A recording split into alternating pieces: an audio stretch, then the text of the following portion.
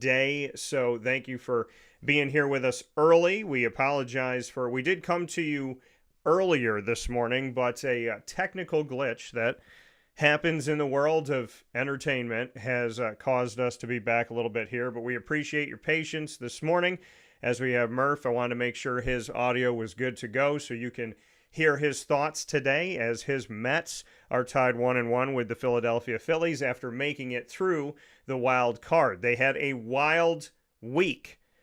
Monday, winning the first game, losing the second, getting into the postseason, going against the Brewers, having a 3-game series. After having a 3-game series at Milwaukee against the Brewers just a few days before, not even a week before. They lost that series 1-2.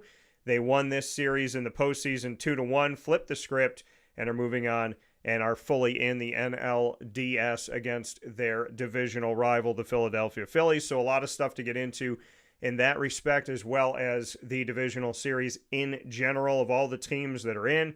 The Tigers against the Guardians, the Royals against the Yankees, the Padres against the Dodgers, and of course, the Mets against the Phillies.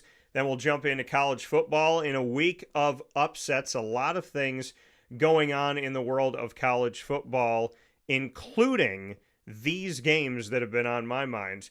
The matchups that we saw, Syracuse in overtime over UNLV, Arkansas over Tennessee, unranked over ranked, Texas A&M ranked 25th over a top 6, I believe, ranked Missouri. And then looking at Miami and Cal's game that went down to the wire and truly was a flipping of the entire storyline of that game. SMU unranked over Louisville ranked. Oregon State over Colorado State in double overtime. And then this little team called Vanderbilt, who people have laughed off in the SEC, who just took it down number 1 ranked Fly Slamma Jamma Bama. And guess who that Vanderbilt coach is? Vanderbilt's coach, Clark Lee. And who is he the linebackers coach of? Scott Schaefer. So where was he when I met him? Syracuse University with the football program. So crazy awesome stuff there. At least 8 NFL games that came down to 1 possession before the Cowboys played the Steelers, and that was another game that came right down to the wire into the final seconds. So 9 games yesterday that made it, well, altogether made it all interesting. And so just an incredible, incredible run of sports. And we have Murph picture in picture to talk with us about it earlier here on the broadcast. Mr. Murph Elation, how we doing? Been a very crazy week, to say the least. You know, obviously the Mets are being the Mets. They are tugging at your heartstrings. They're making you freak out, and now they're coming back home. They're up. They're tied 1-1 in the series. I'll be at Game 3 tomorrow, so I'm looking forward to that. And yeah, it's been a wild week.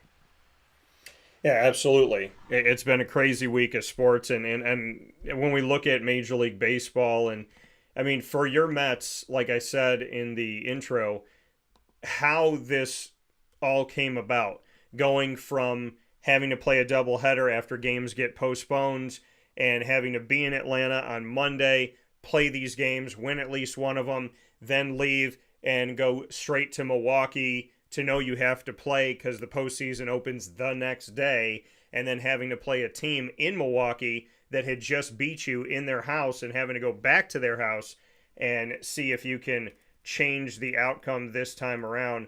As a Mets fan, how have you taken the fact that it all came down to playing a series against the Brewers, losing that series, playing against the Braves, having to beat the Braves 1 out of 2, then going back to Milwaukee, having to play Milwaukee and go through the team that just beat you in order to get to where you are?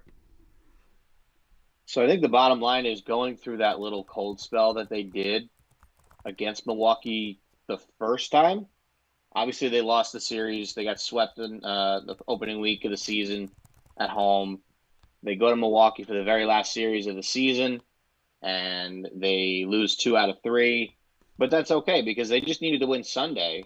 Once they won Sunday and the Braves had been losing, now they had a chance to come back and make the playoffs.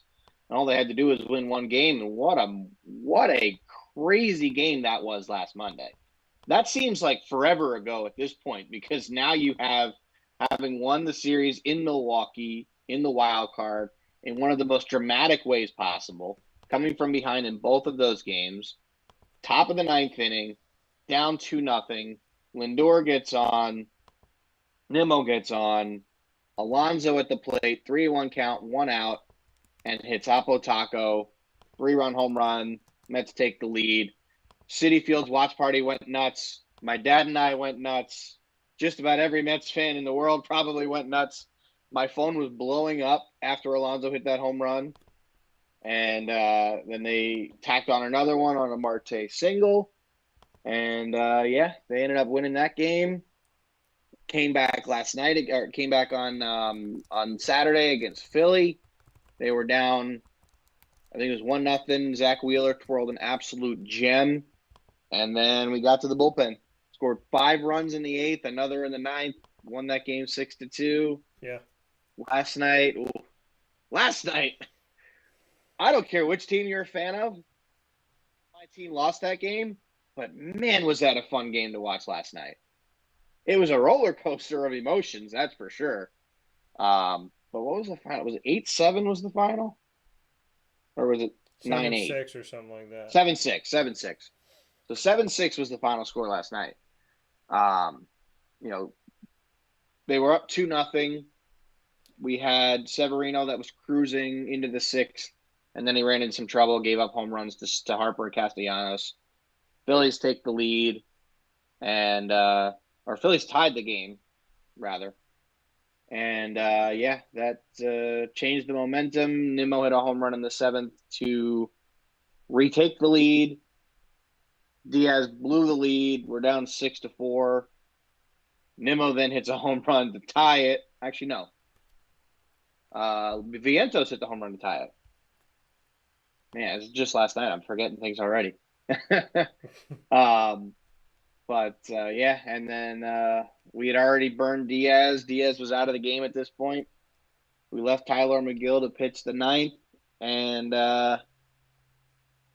all I'm going to say about that 9th inning is that pitch call to Castellanos on the pitch that won the game. Because they had 2nd and 3rd and 2 outs. Yeah. The pitch to Castellanos that he threw previously, the 0-1 pitch, that 97-mile-an-hour sinker in on the hands that made Castellanos look completely foolish, and he fouled it off. Why would you not go back to that pitch? You just made him look like a complete idiot swinging at that pitch.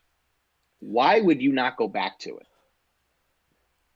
Instead, he throws a slider, hangs it over the middle of the plate, bangs it in the left field, game over. They're coming back to New York with all the momentum. Yeah. Now, do I think that necessarily changes the Mets' perspective in this series? No. I think their plan all along was just steal one in Philly and find a way to keep them at home. Yeah. Because if they came home 1-1, they're chilling. They came home 2-0. Yeah. Had the Mets won that game last night, it would be over tomorrow. The Phillies would have just keeled over and died, and the Mets would have just swept them. Yeah. You're obviously not going to win every game in the postseason. It doesn't work that way. Every team in the postseason is there for a reason. They all belong there. They're the last 8 teams standing right now. I mean, even look at the Padres and Dodgers last night. The Padres looked like they were written off after Musgrove's Tommy John. They looked like they were going to be written off in this series against the Dodgers after how well they played on Saturday night. They came back and played really well last night to even the series at 1. The road team, if you could steal one on the road in the first part of the division series, you got a shot to close them out at home. That's really all you could ask for as a Mets fan or a Padres fan in that situation. Yeah. I mean, I still think that's going to be the matchup is Mets-Padres in the NLCS. But either way, you have to look at it if you look at it from an unbiased perspective, just looking at how a team could potentially win this series, if you come home tied, you got every chance in the world to win this series. Yeah. Especially if you won game 1. If you won game 1 and had a shot to win game 2 but didn't, yeah, the Phillies might have the momentum here. but you're going home. The Mets haven't been home in 2 weeks. Yeah. These guys haven't slept in their own bed in, I think, 15 days. So they got home last night, and they were probably like, man, I could sleep in my own bed for a change. This is nice. They'll have practice at Citi Field today, and then they have the game tomorrow. And I'm pumped to be there for it. I think the crowd's going to be going crazy.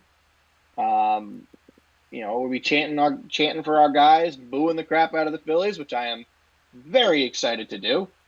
And it's been fun to watch, but I'm really, really excited to see, the game twos of the American League tonight. The Yankees and the Guardians both won pretty handily in game one of their series, respectively. So it's been a wild playoff so far. Absolutely wild. And that's, you could say it's just been wild for the Mets, but it's been wild for everybody. It has been a crazy last 7 days. And I can't wait to see what the next couple of weeks entail. Yeah. No, the playoffs have been very exciting and incredible to watch, to be where we are. If you were watching football yesterday, sorry. There you go. What are you saying? You missed out. If any of you were watching football after 4:00 yesterday, I feel bad for you.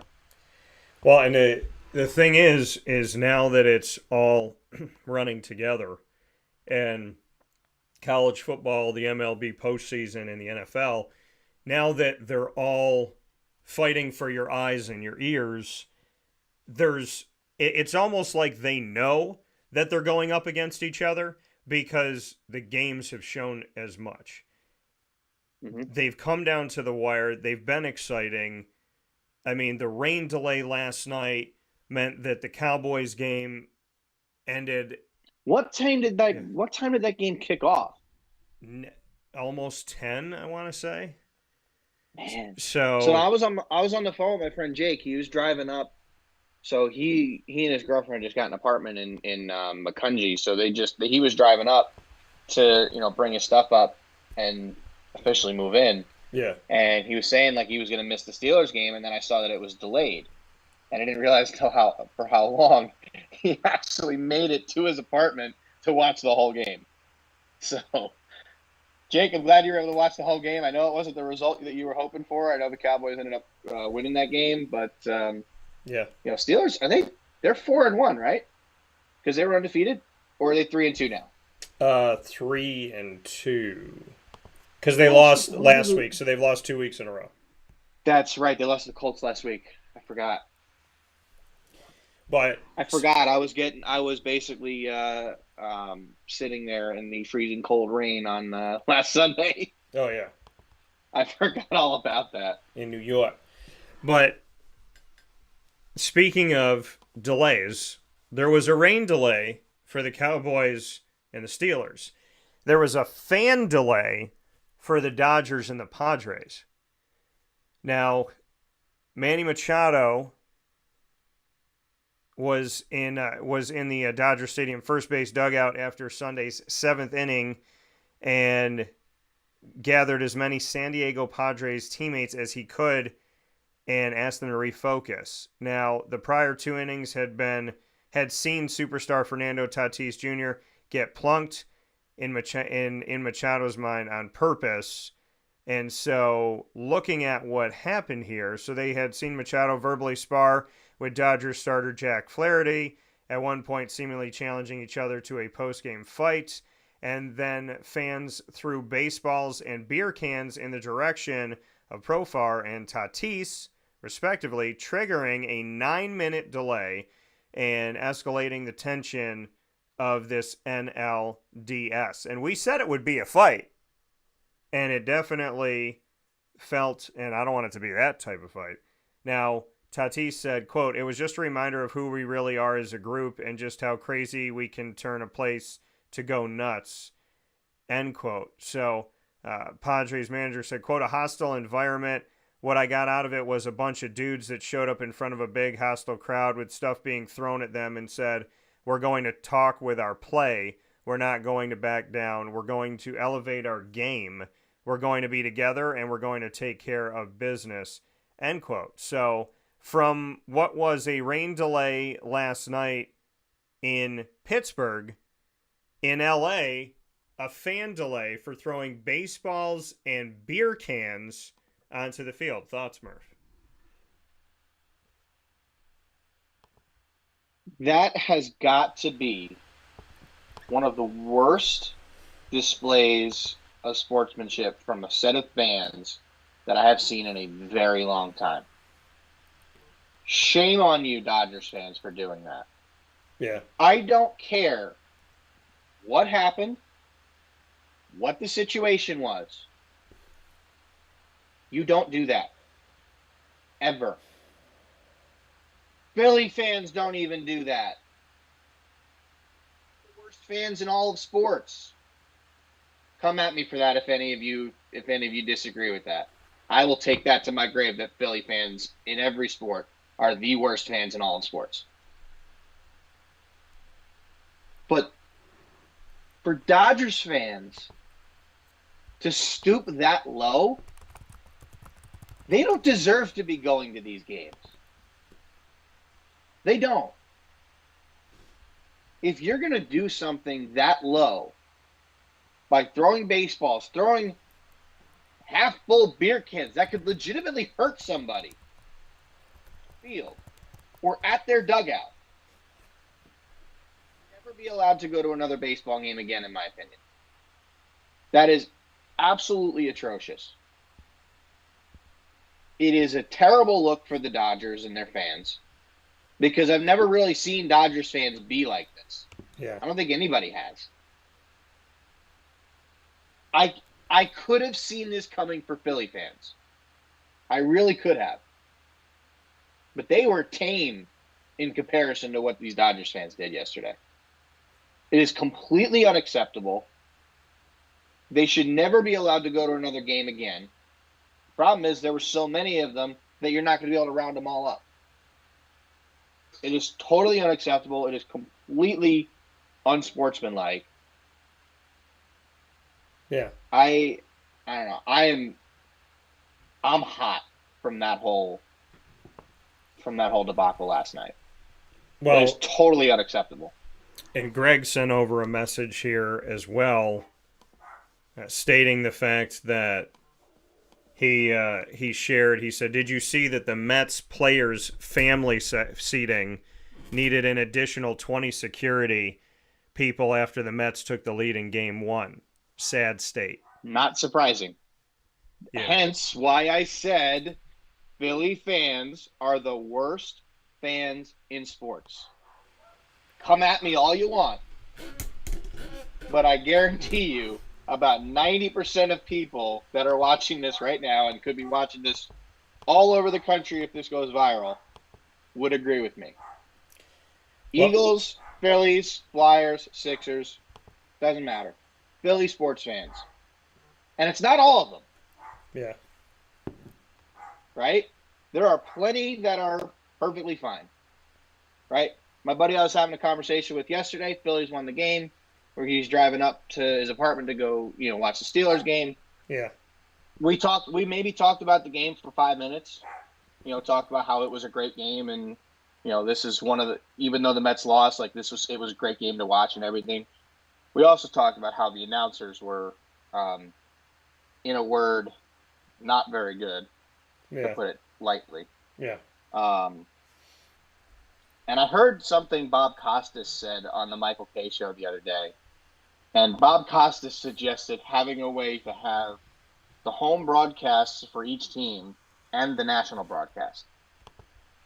So in the home markets, you should be able to hear your announcers, right? So the Mets should be able to hear Gary, Keith, and Ron.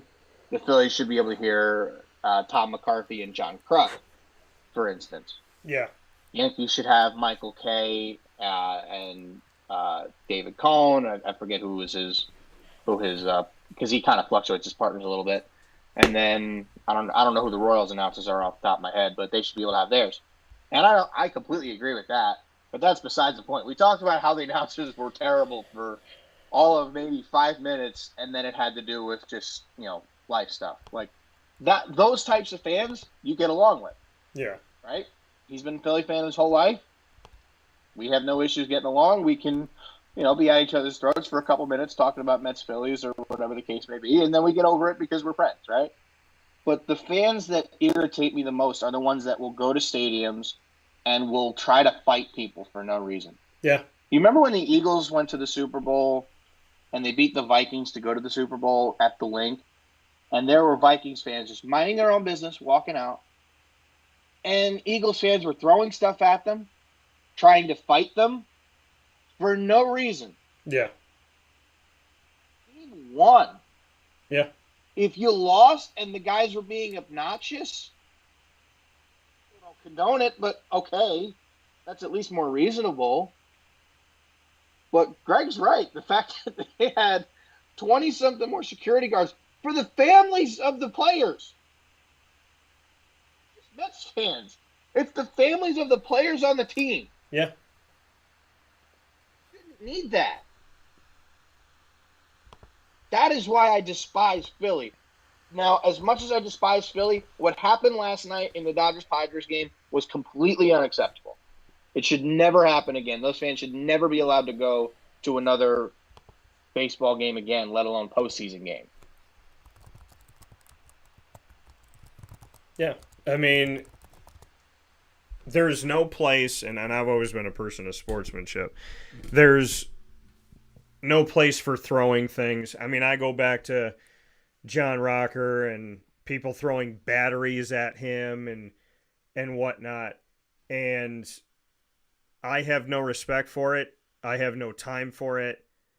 I have no belief in it. And I mean, you're adults and you're trying to set an example for children, but you're also children. And to see a situation where, I mean, really any of this stuff, when you see how certain fans talk to people, things that are said, things that are done. I mean, I've been at the Dome in my hometown watching Syracuse, a team that I grew up with, and I hear fans in the stands, and I'm like, yo, get this guy out of here. Like, there was an entire section of students, children, 18, 19, 20 years old, screaming, F you, Boeheim, F you, Boeheim, like chanting that, like just in the middle of the game, yelling to a point where I was sitting there on press row and I'm looking at these kids going like, who raised you? Where did you come from? And you want to get rid of the coach that put Syracuse on the map, not the university, put the city on the map. That when I go anywhere in the country, out of the country, people see Syracuse, they know what Syracuse is. And the majority of that is Jim Boeheim. The majority of that is a person such as himself that is very well known for the work that he did and the success that he had. And being in the arena and seeing that, being in the arena when Joe Girard came back, and they're like, Joe, your girlfriend's DMing me. F you, Joe. Joe, you suck. Joe, I hate you. Joe's never said a bad word about Syracuse. He played for 4 years. He got his degree, and he left. And he went somewhere else for his graduate year. He didn't leave the team empty-handed. He didn't leave the team with nothing. And the thing that's ridiculous to me, that makes no sense to me, is they crapped on him when he was here, and then they crapped on him for leaving.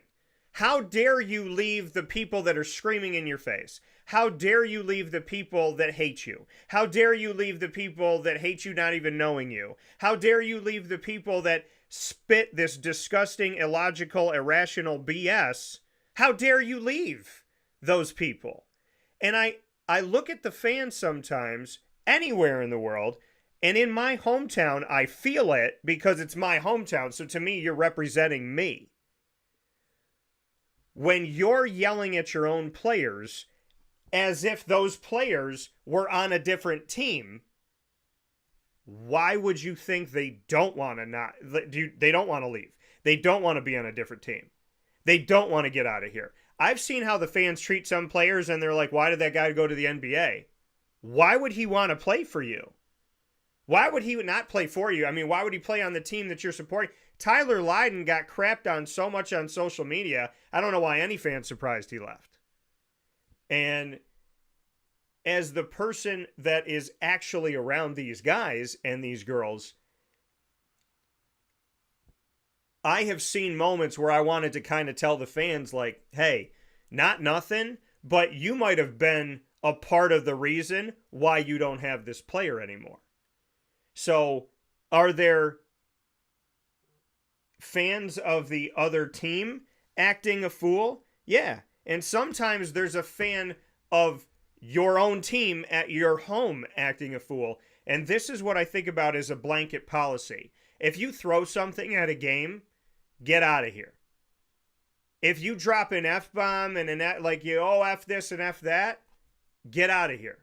And people say, well, Dan, what if there's 30,000 people screaming F you?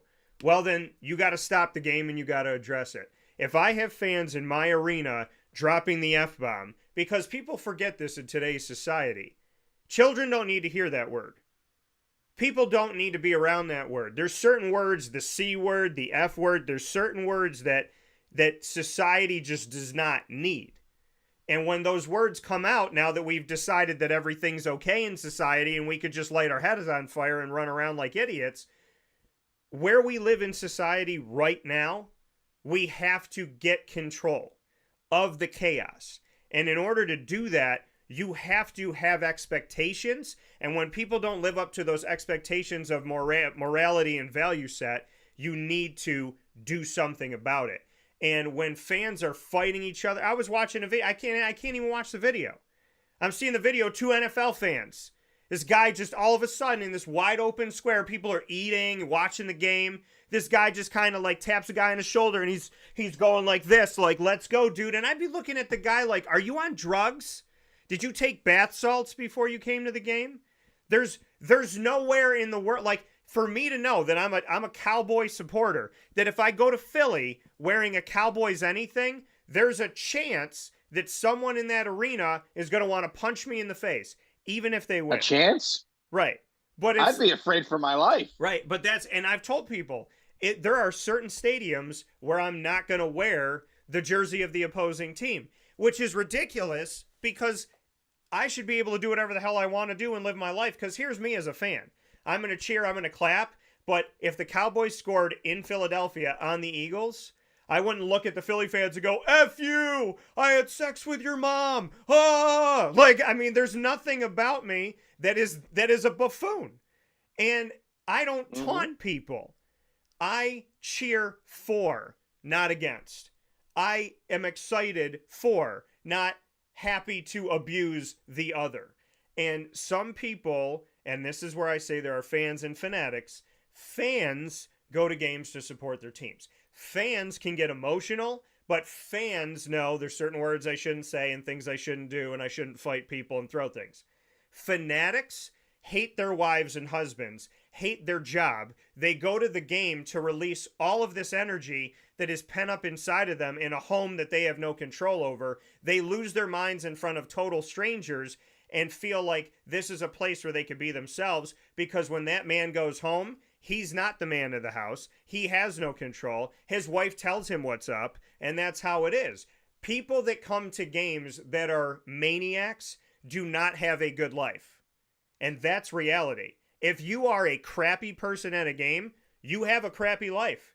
And you're showing the world that you have no control in some part of your life. You are not happy with what's going on in your life, and you need a place where you can let your rage and your anger out.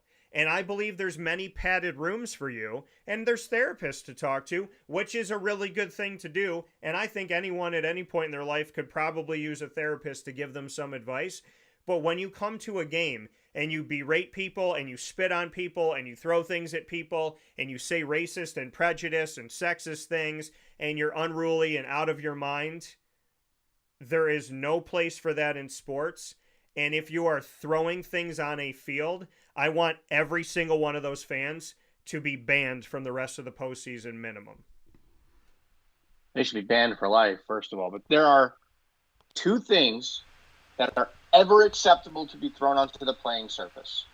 Number one is a hat at a hockey game when somebody gets a hat trick. Completely valid. It is a tradition in hockey. You're not doing it because you're getting pissed. You're doing it because it's the tradition. Perfectly acceptable. The other one, and we see it in baseball a lot, opposing team hits a home run, you throw it back onto the field. That's got no ill will. It's just, you throw it back on. It's a tradition in Chicago. It's become a tradition in Philly and Atlanta and everything. Yeah. That's not, that's acceptable. That's valid. But if you're going to take random baseballs and throw them at players, or beer and throw them at players onto the field, that is totally unacceptable. Yeah. Now, people could disagree with me if they want about the throwing the home runs back, because you're not trying to throw it at a player. You're just trying to throw it back on the field somewhere. Realistically, so somebody doesn't get hurt. But now I chuckle because I remember when Giancarlo Stanton hit a home run up onto up over the Green Monster, and the fan threw it back onto the field so far that it bounced and hit Stanton on the way to third base as he's rounding the bases. And then I see Stanton turn to the bleachers, just crack the best smile you've ever seen, and just give him a thumbs up. Yeah. Because it's like you don't expect someone to make it all the way from the Green Monster out to second base. No. It was crazy. No, but those are the only two that I would say are reasonable. The hat trick one, there's absolutely no argument for, because everybody, you go to a hockey game, somebody gets a hat trick, throw your hat. Everybody throws their hats up. They end up on the ice.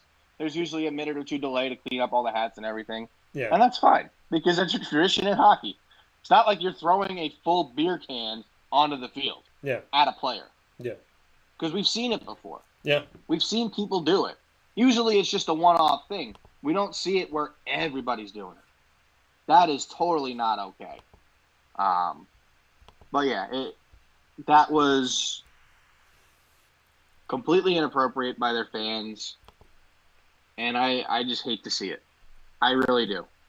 And we shouldn't even have to talk about this. That's how bad that is. Yeah. Well, and the thing is, I know what I would do. If I had fans throwing things at me and screaming obscenities, the thing is, well, if you attack my family, if you talk about my family, you're going to have to keep me from coming out into the stands. But when I know I wouldn't, because I know I have control, which is what a lot of these buffoons do not have. But in my world, I know that if it was me and, I hit a home run, I would jog slowly and I'd blow kisses to every part of the arena. I would just, mwah, I love you. I love you. All I can hear is love. I don't know what you're... That's what Pete Alonso did last night when he hit his second home run. Yeah, all I would do is, mwah. I would just, oh my gosh, the crowd is such a beautiful... And you know what? For people that like Grayson Allen, don't like Grayson Allen, I will give him props when I interviewed him in the ACC tournament when he was at Duke. And I said, what is it like for you? Arguably you're the most hated basketball player, college basketball player right now. And he said, I don't pay attention to it, but to know that people don't like me and people boo me and whatnot, he's like, I actually enjoy it. I actually like the fact, because when you flip the script on it, because does anybody like being called names? Does anybody like any of that stuff? No. Anybody that tells you that they like it, they're lying. But when you can flip it to your advantage and say, why do these people hate me? I'm a stranger. Oh, because I'm doing well. And, I've seen it with my little sister, Franny. She's an incredible lacrosse player. So people that support the team that she was on, they talk about her. Oh my gosh, Dan, Fran is this and Fran is that and all this great stuff. Every team and people that went against her and parents that went against her, they're bitter, they're angry, and they still go back to games and this shouldn't have happened and that shouldn't. And I told Franny, I go, every time somebody asks me if I know you, which is insane because we have the same last name, but every time somebody asks me, do you know Fran? And it comes from a team that went up against you, it's not hate for Franny the person. It's hate for the fact that nobody could beat her. Nobody could stop her. And they continue to struggle to stop her. So I told her, I was like, I mean, yeah, there's moments where I think every person, no matter how thick your skin is, we get tired of it. But at the same time, like when I walk into an arena of media people that I know are liars and snakes and cheats and rude and disrespectful, people that have said really crappy things about me and now I'm sitting next to them, people that have disrespected me and now I'm sitting next to them. When I walk onto a dais and I see stole my story, said mean things to me, threatened to hit me, stole my story, and I'm sitting next to these people, I fully understand living in a world of people that boo you and want you to fail and hate your guts. But when you live your dreams and you go after your aspirations and you put God first, you become this person with thicker skin where it literally becomes coming up on the dais and going, I love you all. I genuinely do. And so I think that from here on out, when somebody says something disrespectful and rude, as much as it may hurt, and some of these players might want to cry. Some of these players might be like, that was a really mean thing to say. But you know what? Blow a kiss, give it up to God, and as you're running those bases, remember, God runs the bases with you, not these idiots. And most of the people that hate you and disrespect you and blah, blah, whatever, they can't live your life. That's why they don't like you. The media doesn't like me because they can't be me and they can't beat me. The fans don't like these guys hitting home runs because they can't be them and they can't beat them. And most of the people in the stands that think they can do it better than you would pass out on the field, jogging out of the dugout, down the line to first base. That's reality. Take the popcorn out of your belly button and let's see if you can run. So, I mean, do I appreciate fans? 1,000,000%. Do I appreciate fanatics? Absolutely not. I think those people need therapy and maybe they need to get a divorce and maybe they need to get a new job. But there's a lot of people that come to games thinking I paid for my ticket, so I paid for the right to abuse you. And there is nowhere in your ticket where it says you can be crass, disrespectful, negative, hateful, violent. None of that is in your ticket. It's actually the opposite. That if you act a fool, it might be on your ticket that you'll be escorted out. And you will not be reimbursed for being a fool. So, but I mean, people feel comfortable with that, Murph, because there's certain entities in society now that tell you it's okay to just speak your truth. It's not speaking your truth. If you go to a movie theater and you don't shut the hell up. I was in a movie theater with this guy and girl just having a conversation, and I'm a peaceful guy, and I was like I'm a lose it on this dude right now. Like, my dad will be in a theater and my dad will say something. My dad will be at a game and he'll say something. I'm like, I'm not going to say anything. My dad will say something. I'm not going to say anything. This guy, I was like, bro, shut up. Just shut up. You came to a movie. You came to a place where you're watching a screen. Shut your mouth. Just shut up. I mean, people answer their phones. People are talking loud to each other. People are having philosophical conversations about who to vote for this year. When the movie's on, shut up. If you want to have a conversation, go to dinner. But if you're in a movie theater and you open your mouth, Murph, like I know we're talking about sports, but if you are in a movie theater and you are, and I'm not saying like, hey, babe, I love you. I'm not saying that. I'm not saying like, hey, can you pass the popcorn? I'm saying full-blown open conversation, shut your stupid mouth. Like, that's how I feel in the movie theater. Dude, that's got me thinking about the dude that was the drunk guy that was sitting behind us at the football game last week. Dude was an absolute clown. Now, I think he was too drunk to really understand what was happening.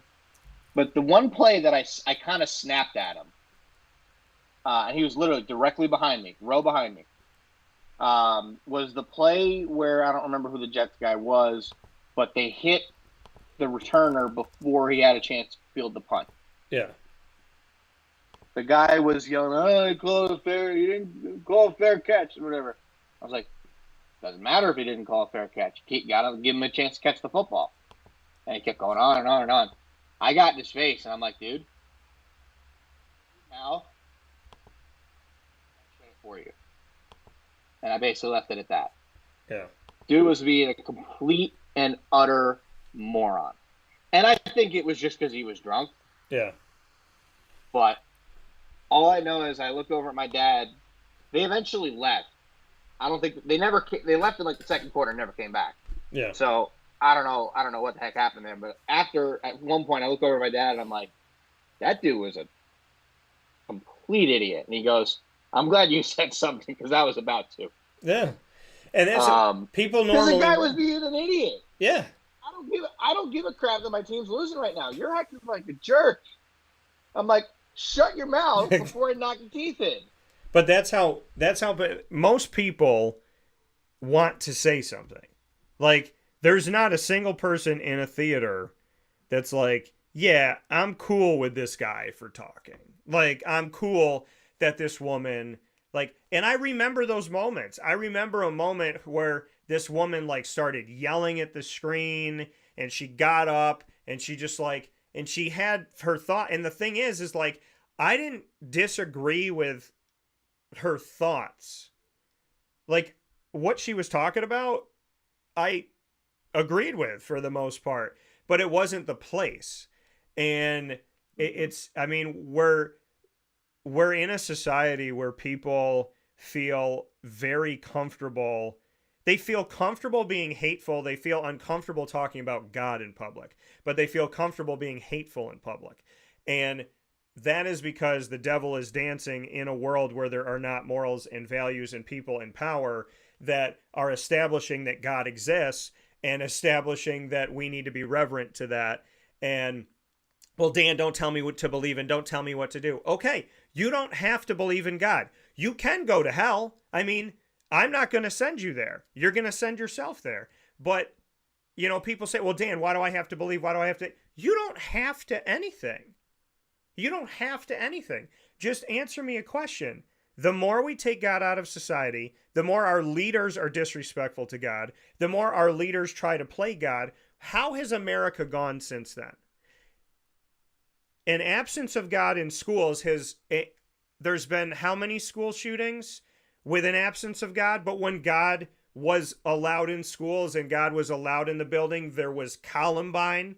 But since the erasing of God in schools and erasing of the Constitution in schools and the erasing of teaching normal stuff in school, what's happening in schools now? Why? Oh, there's more school shootings because there's guns. There's always been guns. Oh, there's more school shootings because there's crazy people. There's always been crazy people. But there is an absence of God in schools. There is an absence of morality and values and right and wrong. Schools are functioning in gray areas, and there's more school shootings. Schools are functioning without God, and there's more school shootings. Why can't people realize that America with God was more peaceful, more polite, wasn't perfect, more peaceful, more polite, and things functioned easier?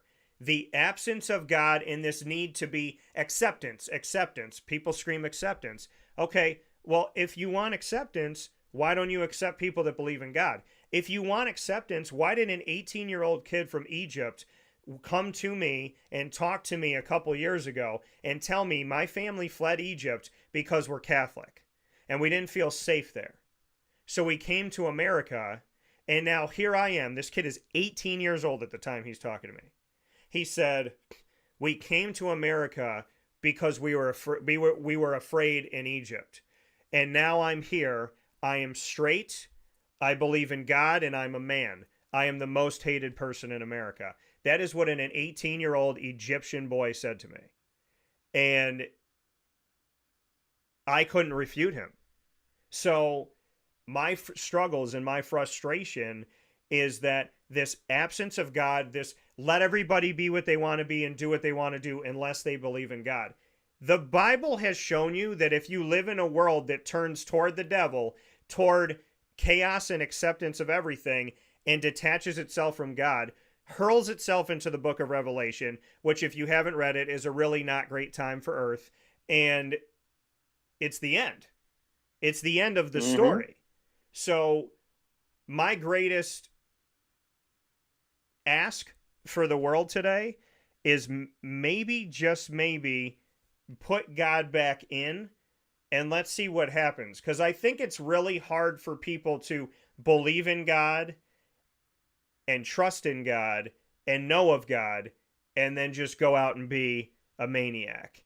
Now, there are crazy people and there's always going to be crazy people, but there's something in society that I've been saying for more years than I can keep track of is here is society with God. Here's the line. Take God out, society drops with it. And society is dropping substantially right now without God. So maybe we need to reestablish some things. Maybe we need to ask some more of our fans. Maybe we need to ask some more of people that are in a public setting. And maybe we need to start addressing the fact that, oh my gosh, I don't want to lose this fan because they pay me money. I am more than happy to lose every fan that is throwing things and screaming the F-bomb. I am more than happy to lose you all because those seats should be for people that respect. You may not like your team right now. You may want to put a bag over your head. But the 4-year-old next to you does not need to learn the F word from you on their 4th birthday. So, I mean, that's how I feel about it. That's where I'm at with it. And I think people need to be respectful and people need to be kind. Syracuse is 4-1, and I have consistently gotten messages from Syracuse fanatics that are mad at Syracuse. Mad at Kyle McCord, who is in some categories the #1 quarterback in the nation. Mad at him. I have had to look at messages. 4-1. 4-1. But I'm looking at messages of people that are mad at Fran, think Fran's going to get fired after year 1, mad at Kyle McCord, think the team is this and that. Yeah, they won, but they suck at this. And yeah, they won, but they don't do this. I can constructively address the areas where they can get better, but I'm looking at a 4-1 team, and when they went 3-1 and after they beat Holy Cross, 90% of the media was negative and addressing Fran with negative questions, to the point where I'm sitting in the front row looking at the media room going like, do these people know that they won? Do they know that they won by 4 touchdowns? Who did they lose to again? Stanford on the last drive with seconds left. Okay. Maybe Stanford's not the team you want to lose to, but you're 4-1. If they were 1-4, maybe you can warrant some criticism of Fran and the way the team's playing. Yeah. But you're 4-1 CC, which is still a good conference. I don't care what anybody says. It is still a very good conference in football. Yeah. What's your beef? Literally. I can say that the Jets are having a rough season so far and that they stink right now because they're 2-3. Yeah. If we were 4-1, they beat Minnesota and gone to 3-2 yesterday. Had they beat the Broncos last week and they were 4-1, I'd have no room to talk. No room to talk. Florida State fans, Gator fan, we were awful the first 3 weeks of the season. Now they've won, I think, 3 in a row? Something like that? Well, they didn't play this week, I don't think. Forgive me for just a second. Yeah, no, they did. They beat UCF. They've won 3 out of 4. Yeah. Lost to Miami. Their only loss to Texas is to Texas A&M, who is now ranked in the top 15. They play Tennessee this week. Oh, that's going to be not a great game. But yeah, I had every right to complain. We were terrible. Oh. This is not terrible. They're 4-1. Yeah. 4-1. Yeah. DC, you keep winning football games, you will have a shot at the playoff. Yeah. How the world works these days. It's 12 teams, no longer 4. You're 4-1. You got a shot. I'm surprised they're not ranked yet. Yeah, I am too, and I'm looking at it right now, and I'm going, they only got 6 votes from the media. They've gotten plenty more this season, but they only got 6. By the way, Navy's 5-0, not ranked. Army's 5-0, not ranked. That's some BS too. Sense. And I mean, there's some stupid. I mean, Pitt is ranked now. SMU should have been ranked. I'm happy. Can that I ask SMU's you a question? Ranked. Yeah. Why is Georgia ranked ahead of Alabama? I don't care that Alabama just lost to Vanderbilt. Yeah. Based on the logic that we had talked about before the season, right? Because we had this big, long-winded debate about how you would rank teams that have played each other, or even that have not played each other. Yeah. And we both agreed head-to-head matchups should supersede anything if you have the same record. Yeah. Why is Alabama 7? Georgia is 5. How? Somebody tell me how that makes sense. It doesn't. Zero sense. And I get it. It's Vanderbilt, right? Yeah. And we'll talk more about this later. It's Vanderbilt. Vanderbilt is the laughingstock of the SEC. It has been for 20 years. Yeah. I don't care that you lost to Vanderbilt. You still beat Georgia. Yes, Georgia's only losses to you. You beat them head-to-head. Therefore, you should be ranked higher. You want to put Alabama at 5, Georgia at 6? Fine. I think Miami should be ranked above both of them. But the fact that you've got Alabama down that low, right? Tennessee just lost to Arkansas, just below Alabama. That's fine. But how on earth are you putting Alabama over or behind Georgia? It makes no sense. None whatsoever. I don't understand how they rank these teams. Yeah. I really don't. Why is Syracuse still not in the top 25? Why is Army and Navy still not in the 25? They're 5-0. Yeah. Their academies are undefeated. Because you got to have season. Michigan They at usually 4. creep into the ranking. You got to have a 4-2 Michigan in there, and you got to have. I'm with you. Michigan should not be ranked anymore. No, they shouldn't. I get it. They just can't let them fall far enough. They can't let them fall far enough. But they should not be ranked anymore. They can't let them fall far enough because they got to argue at the end of the year. Yeah, they're a 2-loss or a 9-loss team. Yeah, they suck. But, my mom went to Michigan and, one time I saw a bird and I thought it was like the color of Michigan. And it was like, wow, yellow birds and Wolverines. And I like Wolverine. And he's my favorite X-Men character. Shut your stupid mouth. Michigan should not be ranked in the top 25. No. They suck. Right now, they beat one team.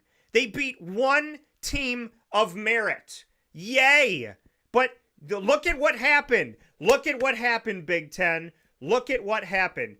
Your conference is eating itself from within because you don't have a subpar conference with 2 giant teams and a bunch of whatevers. Now you have threats. You have USC. You have Washington. You have Oregon. You have allowed good teams to infiltrate your very easy BS schedule. You play 9 conference games. Why do they play 9 conference games instead of 8? Because their conference is easier to win. That's why you play 9. Because your conference is not as bad as what's out there. That's why you play more. Don't think, what do people think? That we just do it because we think? No. You do it because you know that it's easier for you.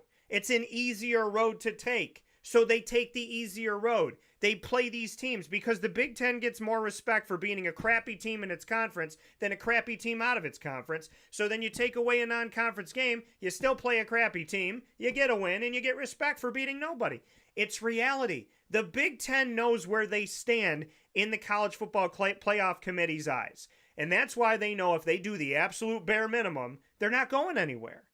If they do the bare minimum. But here's the problem. Now you have to play Oregon. Now you have to play Washington. I look forward to seeing the Ohio State and Michigan seasons, and I'm being facetious in saying this, where there's no Washington. Well, Ohio State and Oregon play this week. Right. But I'm looking at, let's see what it looks like when there's a season where Ohio State doesn't play Oregon, doesn't play Washington. Or we see a season where Michigan and Penn State don't have to play, USC and this and that. And it's, oh, it's just how the schedule works out. We want to make it fair. No, the reality of it all is, I think if they're looking down the road, they're going, okay, let's not play Oregon this year. Let's make sure if we play one of these teams, we only play one a year, not two, definitely not three. Let's not get in this situation where we have to run the gamut, because Oregon or Ohio State and Oregon, that's been a good non-conference game, and it's been a spoiler to either team. So you don't want to have to play that team every year. But here's the thing. What did I say going into the season? Now that Michigan and Ohio State are scheduling somewhat meaningful non-conference games, like in the case of Michigan with Texas, now that they're scheduling better games non-conference and they have better teams in their conference, now if they win, I will have nothing to say about the unfair advantage, because they won't have an unfair advantage. They will have proven themselves. And what did they show me, Murph? I've been saying for years, play competition. Play competition, beat them, and now there's no unfair advantage. And what if Michigan? We did also forget, though, that that Michigan they did beat USC. I said they have. We did forget that. I said they have a game. I said a game. Yay, a game. A game. One game. Every squirrel gets a nut, baby. But you're 4-2. You've dropped 14 spots. It's not enough. And that's just the reality of it all. If it's Clemson, they were almost out. So Clemson lost to Georgia and was given almost the death sentence of college football in week 1.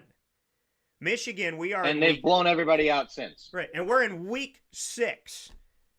And Michigan just can't drop out because it's Michigan. It's the Big Ten. You got to show me. No. See, my thing is, this is my problem with rankings. And it will always be my problem with rankings. I am a logical, rational person that needs factual evidence. And sometimes in today's society, people sneeze when they hear the word fact. We're going to take a step aside for a fast break. We'll be back right after this. Here's a message from Renee from Bryan's Landing, located on 6523 East Seneca Turnpike in Jamesville, New York. Open Tuesdays and Wednesdays for dinner, Thursday through Saturday for lunch and dinner, and Sundays for brunch. It's a lot like the way that my mom and dad ran their restaurant. We have put in place a lot of people that are family to us, very similar to how my dad hired people that were family to him. And then the tradition I'm carrying on is a lot of the items that are on our menu are my dad's. And he taught our chefs how to recreate his dishes. So I think that Tommy McInerney, who our executive chef is, to him it is an art.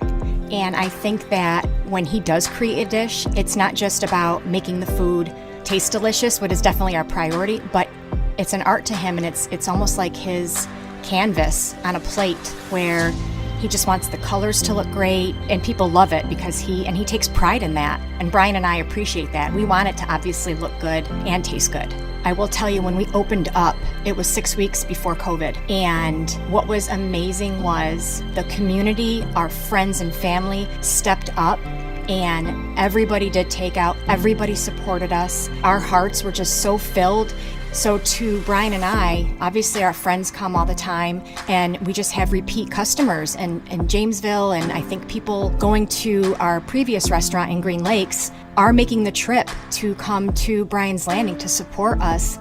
And I mean, I think we have great food and a great atmosphere. So it's very, very important to us. Head to Bryan's Landing, located on 6523 East Seneca Turnpike in Jamesville, New York, where memories have become recipes that are now meals to share with you. Tuesdays and Wednesdays for dinner, Thursday through Saturday for lunch and dinner, and on Sundays for brunch. And be sure to come out for live music Friday, Saturday, and Sunday.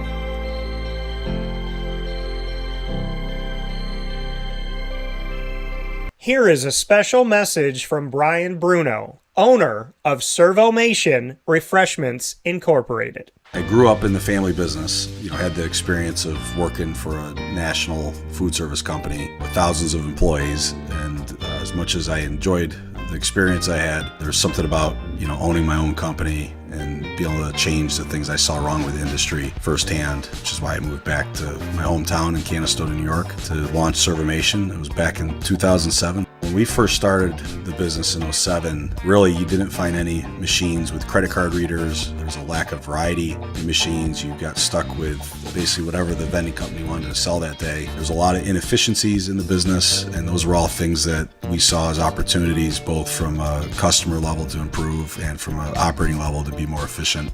We've really been at the forefront of introducing retail technology into our space. We were doing self-checkout back in 2009 before it really became a national phenomenon. The whole point of it isn't to just improve the customer experience. It's to make it feel more like a retail environment where people don't have to be afraid of what they're buying behind glass. They don't have to be afraid of not being able to see the ingredients of the packages. It was an easy transaction from that standpoint.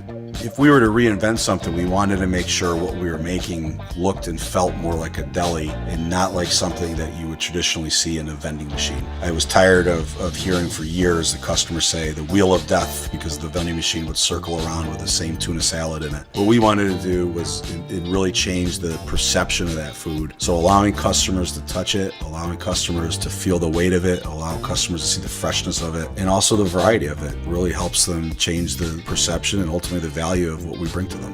The point of differentiation you have to make is either in value or the quality. And I think on both of those fronts, Servomation has really, in large part, changed that value system for employees. So they no longer have to worry about bringing their food from home or having to leave their desk during the day and rush out to get back in time for their break to end. We're bringing something that they can count on in their break room every day, and they know it's going to be there, they know it's going to be fresh, and they don't have to worry about it being sold out or something that they don't enjoy.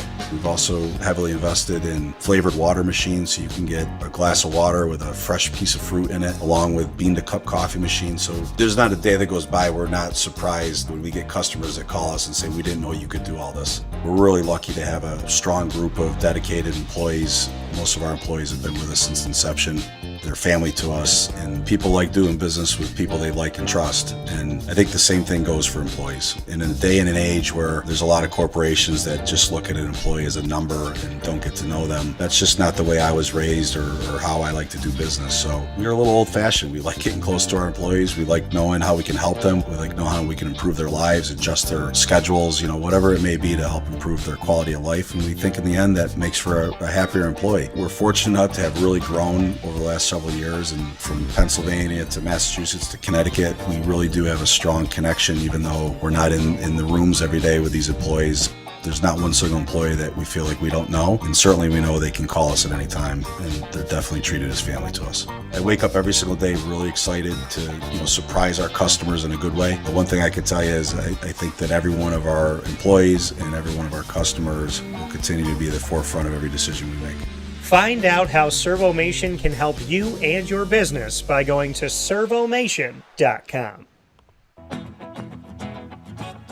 Hi, this is Amy from Mother's Cupboard, home of the whole frittata. We are open daily 6 a.m. to 1:30 p.m. For takeout orders, call 315-432-0942 and tune in to Wake Up Call with Dan Tortora for our monthly food challenge and try our Wake Up Call signature menu item available 7 days a week. Here at Mother's Cupboard, we are Central New York, and it's our honor to serve you. Ma and Pa's Kettle Corn and Popcorn Factory remind us that every day is worth celebrating at 201 7th North Street in Liverpool, New York. Open Monday through Saturday in-store and always online at maandpaspopcorn.com. Serving our Central New York community and beyond, order anywhere, anytime at maandpaspopcorn.com. Stop in to get a tin at Ma and Pa's on 201 7th North Street in Liverpool, New York to get your half-price refills for the rest of your life. Come to Ma and Pa's for your holiday gift giving for family, friends, employees, and clients. And remember, for fundraising and events, to call 315-450-6272. That's 315-450-6272. Ma and Pa's Kettle Corn and Popcorn Factory. How corny are you? This is Jimmer Sikowski, owner-operator of Chick-fil-A Cicero, 7916 Brewerton Road in Cicero, right in front of the Home Depot. I had a deep feeling that God wanted me to do something bigger with my life and to help people, help others. I kept putting Chick-fil-A in my life, and I realized as I was going through the franchise selection process that positively impacting the lives of others was really core to what we do here at Chick-fil-A.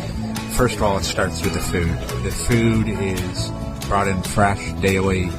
We bring in local produce.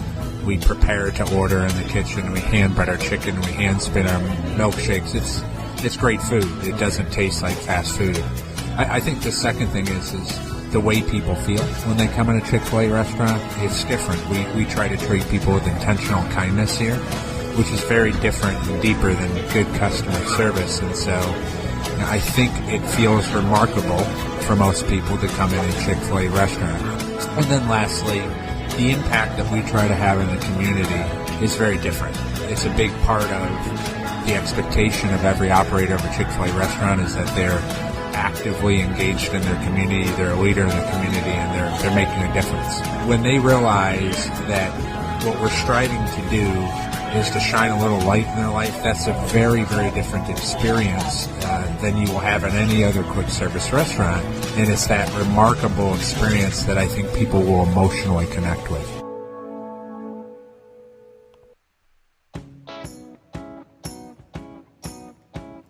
In these unique times, there are those in our community that give us a sense of normalcy and positivity. Pizza Man on 50 Oswego Street in Baldwinsville has been here for you for over 35 years and is here now. Call 315-638-1234 or order online at pizzamanbville.com to bring those familiar tastes into your home. And remember to come see our monthly on-site broadcasts centered around the community and our Baldwinsville Bees. Pizza Man in Baldwinsville. Any way you slice it, they are always here for you.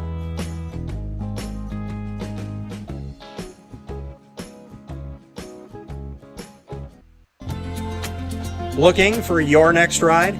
Look no further than Great Lakes Honda City, located on 7140 Henry Clay Boulevard in Liverpool, New York. Serving our community for decades, their new and pre-owned vast array of vehicles are available to you Monday through Saturday on site. To search from home, shop at GreatLakesHondaCity.com. Call 315-365-5576 to set up an appointment. That's 315-365-5576 for Great Lakes Honda City, 7140 Henry Clay Boulevard in Liverpool, New York. Great cars, great people, Great Lakes.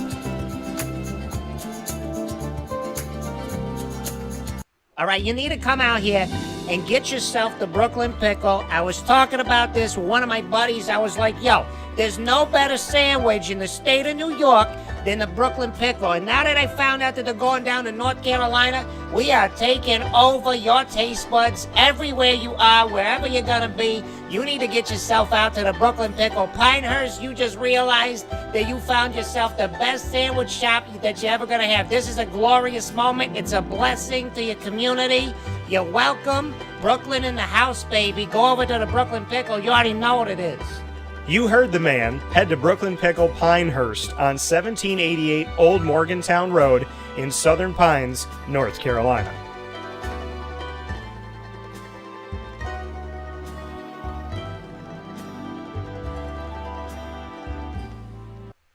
And a welcome back here to Wake Up Call with Dan Tortora, where sports truly meets that thing called life. It's Monday, which means Murph and I are hanging out together. We came to you a little bit earlier today because there's been a little change in my schedule for today, and this is a traveling week, God willing.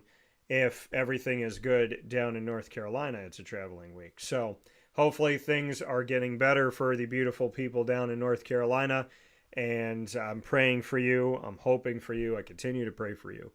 And to everyone affected by the storms, and to all of your loved ones, may you be safe, may you be healthy, happy, safe, and well. And may God's healing hand be with you today and always. In Jesus' name, amen. In the name of the Father, and of the Son, and of the Holy Spirit, I pray. Amen. So looking at where we are coming back into this college football conversation, bunch of things happened this week. And Syracuse and UNLV gave people a lot to be excited about very late on a Friday night, and that was down in Vegas. Syracuse wins 44. That's their magic number in their history. 44-41 over UNLV in overtime.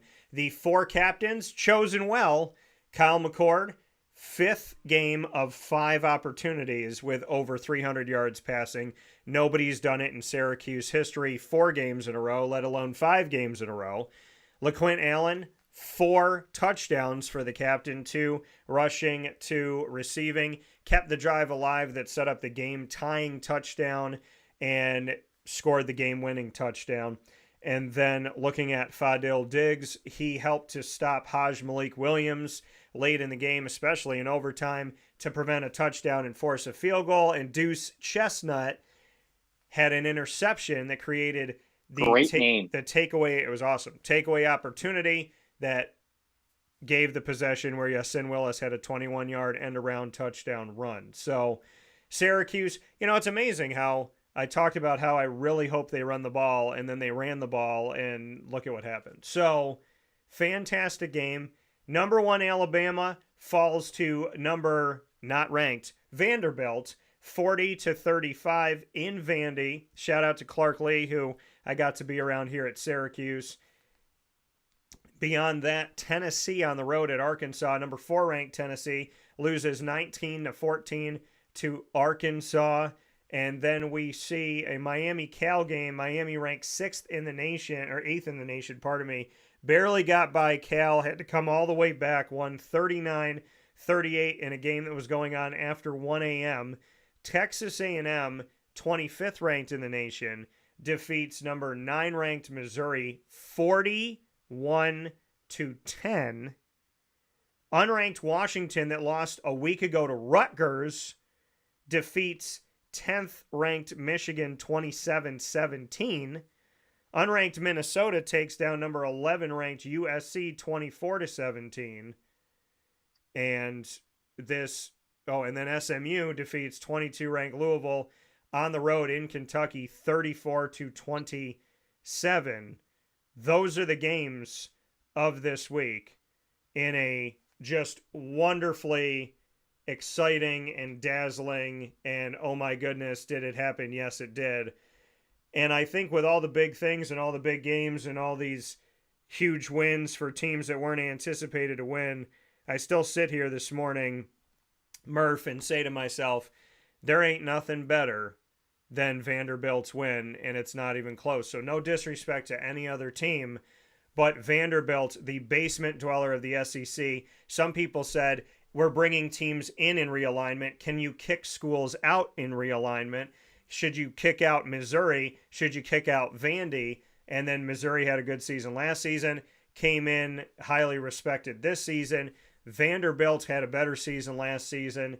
And here we are with Vandy defeating number 1 ranked Alabama. And this just in, Alabama is never going to travel to Vanderbilt again. So what are your thoughts? Before I get into any of that, just want to make a little statement. Florida beat UCF as well. So all you UCF fans that are trying to say you're the best team in the state of Florida, that is not true. So thank you very much. You got your shot. You couldn't take advantage of it. On to the next one. Anyway, the main reason that Vanderbilt remains in the SEC, and they will never leave the SEC anytime soon, is because they are a baseball powerhouse. They are a softball powerhouse. Baseball, softball are the main sports for Vanderbilt. They will never leave the SEC because of those sports.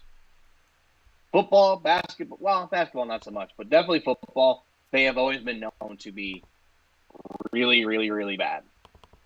Arguably the worst Power 5 team in recent memory in the last maybe 15, 20 years.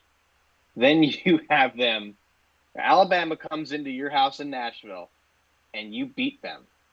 Not just beat them. Now, Alabama came back at the end, but they fell short. But you realistically, you embarrassed Alabama. Wonder why the Vanderbilt fans tore down the goalposts and brought it all the way to the river in Nashville. They walked it 5 to the river, and they threw the uprights in the river. That has got to be one of the most amazing feats by fans in the history of sports. Taking the uprights 5 miles, those heavy, crazy heavy things, and throwing them in the river. Now, obviously, they're going to get fined for this. The SEC does. Obviously, the SEC in college football doesn't like when the fans storm the field and everything. But for anybody, if there's any school, any team that deserves it, it's Vanderbilt. Let them enjoy this one, right? Let them throw the uprights in the river. Let them storm the field. Let them have a good time. Because if anybody deserves it, they do. They have been through so much ridicule, hardship,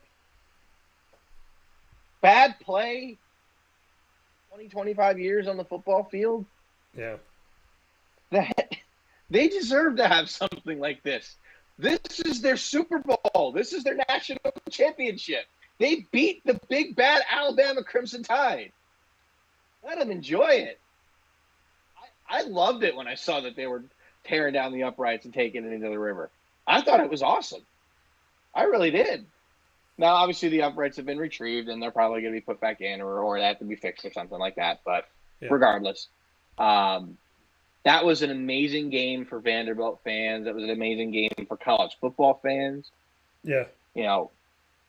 That was so impressive. I think that was that a 3:30 game on Saturday? It might have been a middayer. Because I thought I watched I watched the end of that game after the Met game ended on Saturday. I think I did. Yeah, it was midday because it ended earlier. Yeah. Mm-hmm. Yes, I think I turned that game on after the Mets ended, and I watched the last couple of plays and saw them get those 2 first downs, which basically ended the game. But hats off to Vanderbilt; they deserved it for sure. But I look, you look on the other side in Alabama, and you just think, man, they probably were so hyper focused on Georgia last week that they completely underestimated Vanderbilt. If Nick Saban was still the coach, that would have never happened. Now, I'm not using this as an opportunity to bash, DeBoer, because this is not necessarily on him.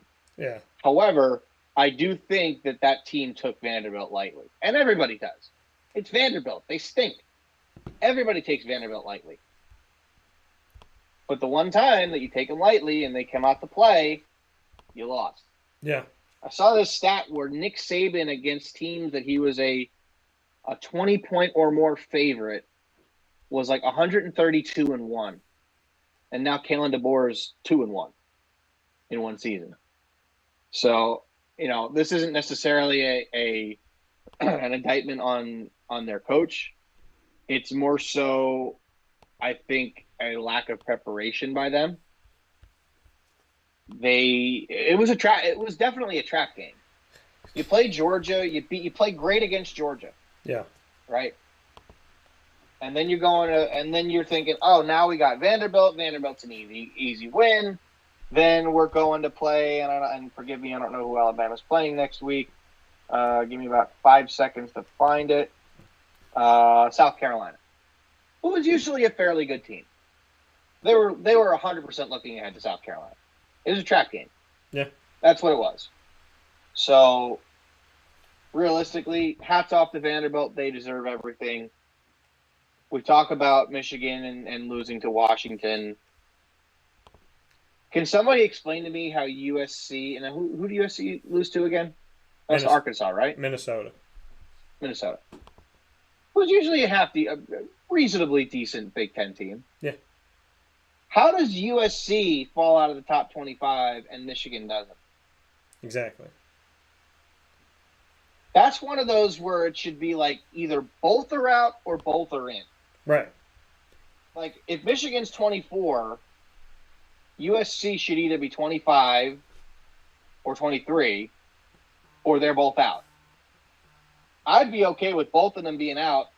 Now, you may not be able to find space to put Army and Navy in there. Yeah. But at least one of them. Yeah. Right? I'm all for the military academies being ranked. They should These be. guys, you gotta bear something in mind here. The kids at the military academies, these guys are not going to the NFL. These guys are doing one of the most admirable things that any person can do in America.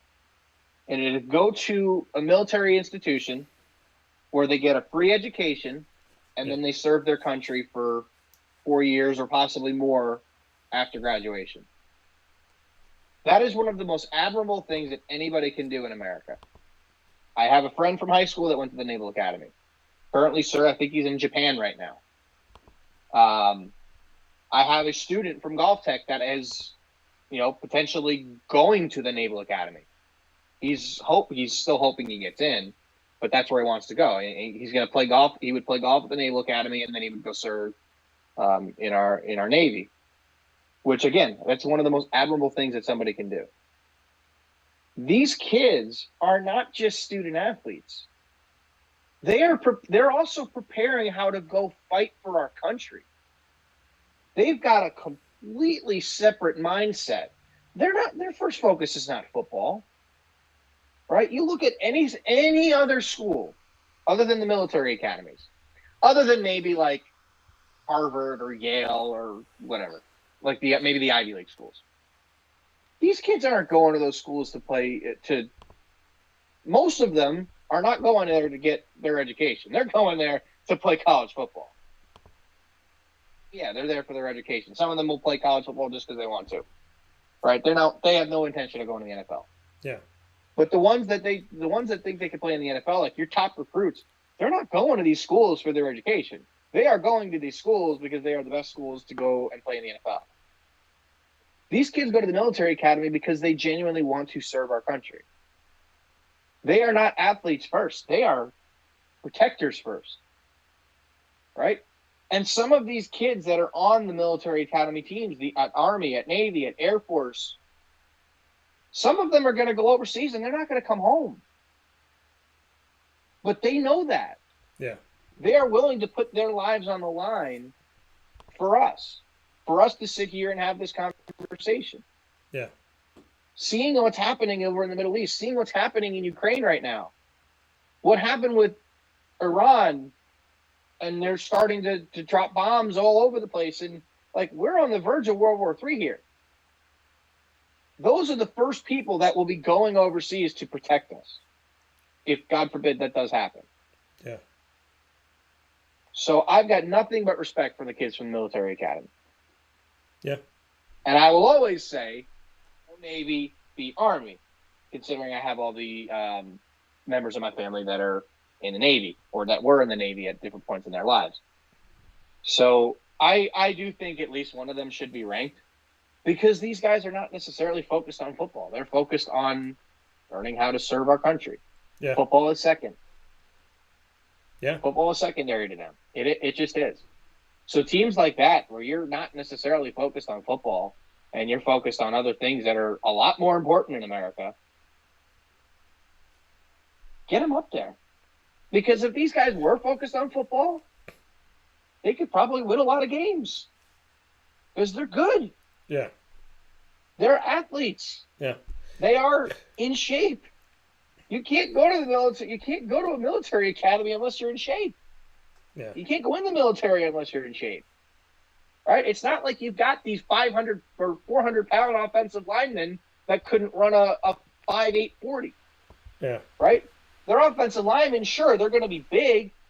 They're in shape. Yeah. They are giant balls of muscle that they have. Yeah. Right? So give me one of Army or Navy in the top 25 over Michigan. I was looking at the rankings before to see if I can squeeze somebody else in, but I'm not knocking out I'm not knocking out Pitt. They just got moved in the top 25. I'm not knocking out SMU. I'm not knocking out Illinois. I'm not knocking out Missouri. Kansas State you can't knock out. Oklahoma you can't knock out. So only one of them will probably get into the top 25 if you knock Michigan out of there.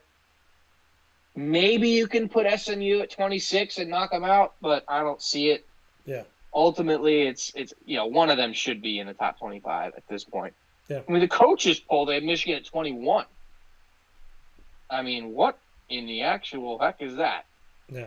Let me hit with this really quick here, folks, as we just have a couple minutes as we started earlier today. Vanderbilt beating Alabama stops a 23-game losing streak. The last time that Alabama lost to Vanderbilt, I wasn't alive yet. 1984. Wow. Saturday, September 29th, 1984. Alabama lost in Tuscaloosa 30-21. So I am 38 years old, soon to be 39 years old. So in my 38 plus year lifetime, I have never seen Vanderbilt beat Alabama, and they stop a 23-game skid against Alabama to defeat them. Good for them. So shout out to Vanderbilt for winning the Hang Commodore. on. Wait. I'll be right back. Hang on. Yeah. Hang on. Don't go anywhere. Yeah. The Commodore's winning for the first time in my lifetime. The first time in my lifetime. So just an incredible thing. Jerry said, "Good morning, gentlemen. Attending a service academy is a vocational calling," and I 1,000,000% agree with that. Well, Murph is gone for a second. We're going to take our final fast break. We'll be back right after this.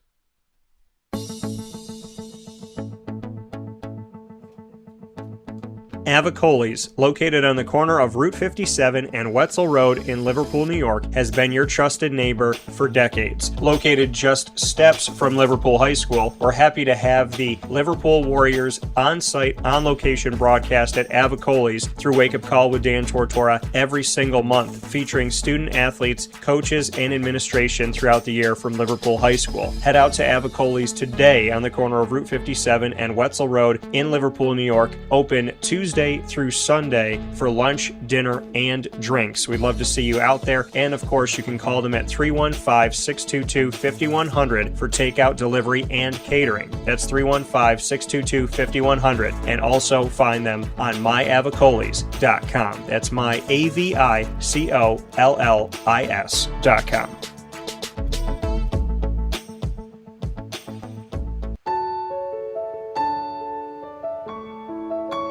Having peace of mind when you're out of town that your furry-loving friend is safe and sound means taking them to Canine Campground, because we all know that when it comes to the love of our pets, it goes well beyond the call of duty to make sure they're safe and sound. Right, Lily?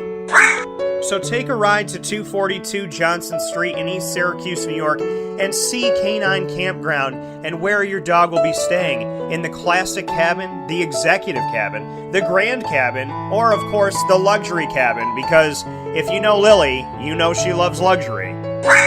Now you don't have to wait to the last minute to find a family member or a friend that'll take your dog for a few days. Call Canine Campground at 315-299-4013. That's 315-299-4013. Their drop-off and pickup times are Monday through Sunday. Check K9campground.com for more information. That's the letter K, the number 9, and campground spelled with a K.com. K9campground.com. When you're going out of town, bring your dog to Canine Campground.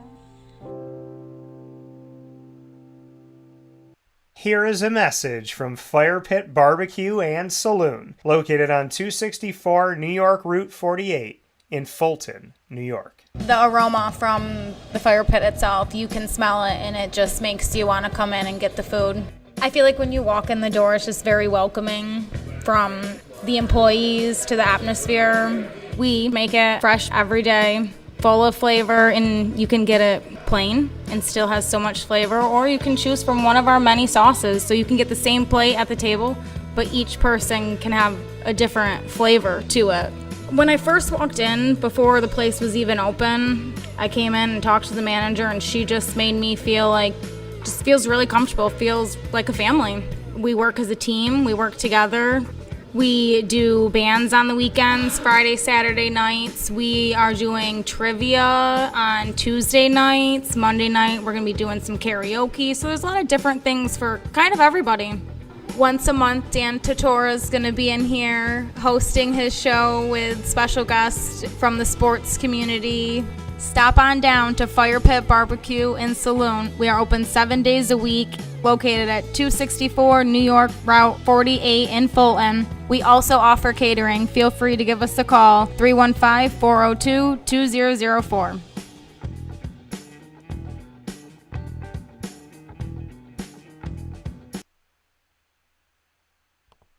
Carvel DeWitt, it's what happy tastes like. Do you know why? Because we make ice cream. Creamy, rich, flavorful ice cream. Not yogurt or iced milk like some of our competitors. Ice cream. Fresh, by hand, daily. For the calorie conscious, we have something new for you. Our new Carvelite. Same great flavor, creaminess, and texture of our regular ice cream with only 35 calories an ounce. So whether you want an ice cream cake, flying saucer, dasher, carvalanche, hard or soft ice cream, we will satisfy your craving with our fresh, handmade regular or new Carvelite ice cream. Carvel DeWitt. It's what happy tastes like.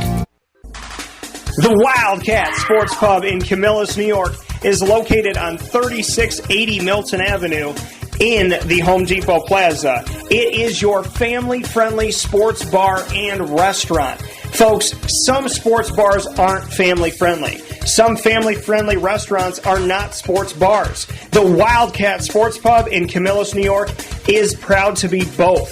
It is that marriage that you've been looking for years. The Wildcat Sports Pub is your home base for your sports bar and restaurant needs, games for the kids, indoor and outdoor activities, and enough things on the menu to come back every single week and get to try something new. They're open Sundays from noon to 8 p.m., Monday through Wednesday, 11 a.m. to 11 p.m., and Thursday through Saturday from 11 a.m. to midnight. For reservations and party information, call 315-487-2222 for the Wildcat family-friendly sports pub and restaurant.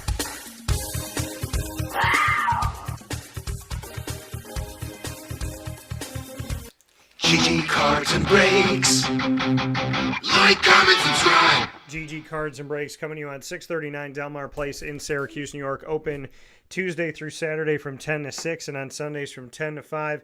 You will get everything that you need when it comes to sports card and trading card collecting.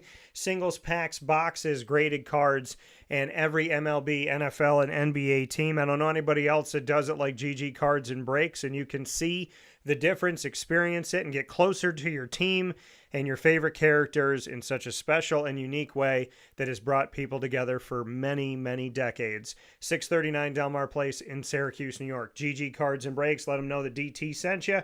Head over there Tuesday through Saturday from 10 to 6 and on Sundays from 10 to 5. Murph and I are wrapping up here this morning early as we started early, and he has something to show us. So I was running over to my my drawer in my bedroom to go grab it, but it's the wrong sport. But there you go, Vandy. What's funny about this shirt? I actually got it at a Plato's Closet in Scranton when I was in college. Oh, nice. Why? Don't know, but I have it, and I might even wear this shirt. I probably should have worn this shirt today for Vanderbilt, but I'm excited for them. They had a great win, yeah, and I hope they can continue it. Just not against the Gators. Yeah, and a crazy week for the NFL. Atlanta and Tampa. Atlanta won in overtime 36-30, and yet another primetime game that they've had. They've been on Sunday night, Monday night, and Thursday night football. Minnesota wins in London by 6 points. And then you look at an overtime game between Baltimore and Cincinnati, 41-38 yesterday. Miami somehow finds a way to score enough in an ugly game, 15-10. Jacksonville gets their first win of the season, 1-4, 37-34 over Indianapolis and Joe Flacco for that game. Houston outlasts Buffalo 23-20.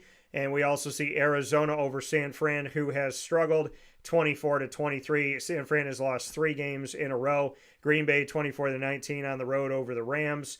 And then we saw the Giants upend Seattle, who was going to go and try to at least tie the game, and instead a block and a return for a touchdown, 29-20. The Cowboys won last night after a rain delay, 20-17. Jalen Tolbert doesn't get the catch, not a great pass, looks like he's injured, comes back into the game and catches the touchdown pass.